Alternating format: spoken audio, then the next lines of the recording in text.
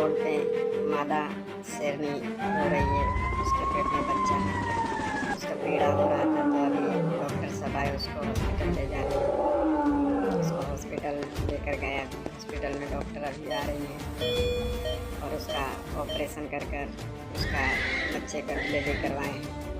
5-6 बच्चे का जन्म दिए हैं एक शेर में। बाप रे इतना। फिर उसको जंगल में छोड़ दिए, फिर उसको टाटा बाय बाय बोल रहे हैं। फिर वो अपने बच्चे के साथ मादा शेरनी चली गई। फिर डॉक्टर लोग चाय पी रहे थे, तभी इंडिया आ गए। अभी वही मादा शेरनी देती तो उनके साथ लड़ाई कर उसको मार दी और वो डॉक्टर साहब का जान बचाए मादा शेरनी ने। बाकी सब खुश हुए उसको देख कर। फिर उसके बच्चे उनके साथ खेलने लगे अपनी मादा